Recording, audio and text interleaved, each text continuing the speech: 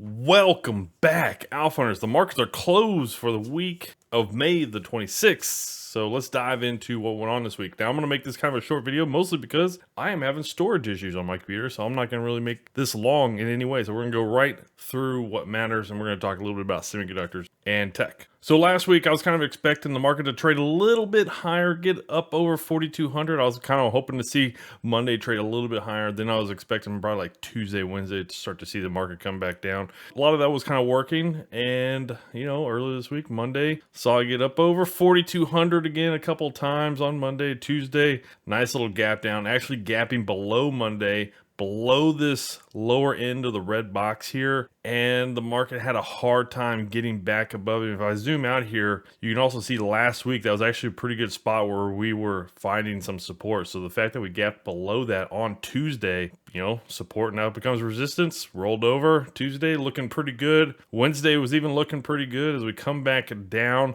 Nice little gap down there. So we had two gap downs, from Monday to Tuesday and then Tuesday to Wednesday. So expecting a little bit of a retest. But if you see here, we did get just below last week's low, previous Tuesday, May the 16th. We got a little bit below that, traded under that for maybe parts of an hour or so. And then that was pretty much it. We saw a little bit of a rally then towards the end of the day on Wednesday, a little bit of sell down towards the end on Wednesday. And then NVIDIA said, hold my beer, all you other big tech titans. They annihilated earnings and was just crazy. But I'll talk a little bit about that here later on. So we saw a pretty good gap up here on the SPY, then a brief pullback, and then a nice little consolidation for the first half of the day. A kind of a push up later in the day. Little sell down towards the end. Then Friday, nice little gap up, pushed strong the first hour. And that was basically it. Not too much kind of went on. That first hour was really what did it on Friday. A little bit of an upward trend, but it was a little bit more consolidation. But really, that first hour was the move of the day. But the interesting thing to know here in the last hour of the trading day is we actually did breach just over last week's high. Wasn't much of one, but we did get above it by a few pennies. So you can see that horizontal line going across. Barely wicked above it. We got a high of 420.77. Another thing is the technical SPY close for the week was over 420, and the SPX close for the week was over 4,200. Both is very important because you are going to see articles over the weekend saying, hey, all clear. We're getting leadership from tech. On the bottom is usually that's what you want to see. And we're getting over 4,200 on the SPX and over 420 on the SPY. So be very cautious about listening to some of this stuff out there. So we are hugely extended on a lot of things that had been working, right? Had been working, but now it's just getting a little too much extended. And we actually didn't see that much bullishness this week. So we're going to break some of that down. All right, take a look here at the VIX daily here. So I just mentioned that we actually did trade briefly above last week's high on Friday.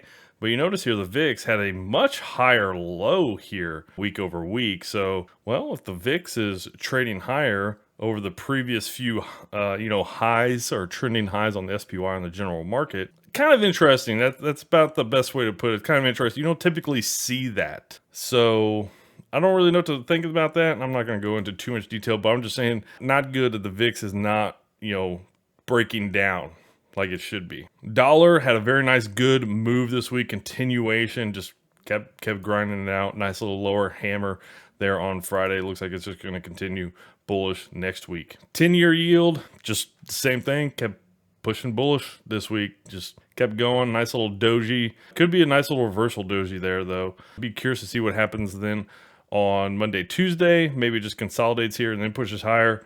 But something to kind of watch there on the 10-year yields. All right, taking a look here at the 10-year and 2-year inversion yield. And it is finally breaking down out of this consolidation range. Now, what's interesting is we do have a pretty nice little gap here back from mid-March. This is when, the regional banks were having major issues. So it might come down and possibly even just, fill in some of this gap and overlay with it. I don't really know how that would look on the 10 and 2 individually. It'd just be kind of interesting. We're going to come down to the 0.9% level or the negative 0.9% level, and then maybe start to bounce But yeah, I mean, the fact that it's clearly breaking down probably just says it's going to continue to break down. GLD gold broke down this week as we saw dollar continue to push bullish. So no real surprise there. Obviously, if the dollar continues to push bullish, gold and commodities are probably going to continue to break down. HYG, the high yield corporate bonds, nice little snapback on Friday. And this is not something that you typically want to see, is the price action you saw on Friday. If you're trying to be bullish, you saw a lot of things be kind of like strongly bullish, right? And I know we haven't quite looked at the Qs yet, and I'm going to briefly look at those a little later. But yeah, we saw some pretty good price action here on some of the bonds that haven't really been performing all that well. And I'd say for most of the week, they weren't performing well. LQD also performed pretty poorly this week, as you saw just continue to trade lower. But it's, again, nice little pop there on Friday as well. All right, taking a look here at the week over week options change. And we are pretty much done for all the options that are going to expire in the month of May, and now we are looking towards Friday, at least Friday expirations for June and going forward. And you can still see out here in June 16th, we are starting to really keep adding in on the put side out there. And this is probably just, you know, are they going to pass the debt ceiling? Probably a lot of those people just like really hedging into that position. July 21st, this is going to be the monthly for July, starting to pick up a little bit more volume. You can see it was the second highest traded expiration out there this past week, with this next Friday, June the 2nd, being the actual highest. But it's going to be curious to see if they can push it back. I think there was already reports that came out that said Janet Yellen, I think, was able to push back the debt default date to about, what, June 5th, I believe. So these people probably are not even going to be within the catalyst time anymore. And that's why, you know, I've kind of mentioned it before. Make sure you go out plenty of time, because they do this. They have done this before, where they just kind of throw out like a weekly extension or 2-week extension. You know, they've done that before. Give yourself plenty of time. That way, if they keep doing that, maybe you can make some adjustments, because if they push it past your expiration on your options, basically you are going to get implied volatility crushed, okay? All right, taking a look here at the Fed Watch tool, we saw some major changes throughout this week, week over week. You know, we went up from 17% probability of a Fed rate hike in June to now a 64% probability over a week. That's a huge change, and the market kind of just, you know, I mean, mostly due to NVIDIA and the tech rally that happened on Thursday and Friday. It's kind of just like, yeah, you know, it's not even a big deal anymore. But, you know, just looking forward throughout the next few months, throughout the rest of the year, it seems like, you know, if we do get a Fed rate hike in June, we'd get a pause then in July, and then September, it looks like we would have another pause in September. November would be the first time we actually would get a rate cut back down to our current level, kind of close, maybe even another pause in November. And then in December, it looks like that would be a solidified cut, at least back down to our current level. So currently, the way you know, the Fed, you know, this watching tool is currently looking at the probabilities as a rate hike in June, hold for July, September, and November, and possibly actually a rate cut for November, and then a little bit more of a assured, you know, at least cut by December. So we'll see. The Fed has been saying, hey, we're not cutting rates this year, and the market is starting to now be in that position. So you can see week over week, you know, the December was expecting 2 rate cuts by December, and now all of a sudden a week later, it's basically like that we ain't seeing maybe even 1 from our current level. So the market finally might be agreeing with the Fed. We might not be seeing many rate cuts by the end of the year. Okay, I'm going to briefly cover NVIDIA. I'm not going to really kind of go over their earnings or anything like that. But one of the things I kind of really wanted to talk about was, I think I saw something on Twitter that someone had shorted NVIDIA before earnings and risked a lot of their 401k on the short, and basically wiped out their entire 401k or something like that, retirement fund, basically around $500,000. And I really quick just want to share with you a rule that I have, okay? And that rule is I do not short semiconductors ever. If I ever want to get bearish, I do it with options. And I actually did pick up a bearish options position on NVIDIA yesterday in the early half of the day, but I did it with a vertical option, vertical put option, just expecting that there would be some kind of retest Okay, I did a 345 by 340 bear put vertical option for June.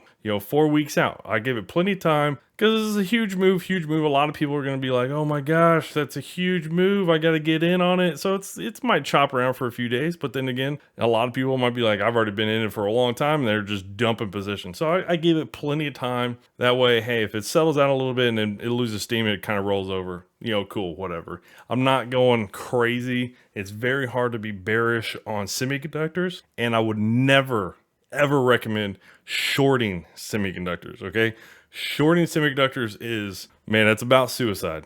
It really is. That's just something I absolutely do not agree with. It's hard enough to be bearish on semiconductors because semiconductors are needed in just about every aspect of our life. Okay, so just continue to maintain your risk discipline for whatever you are trying to do.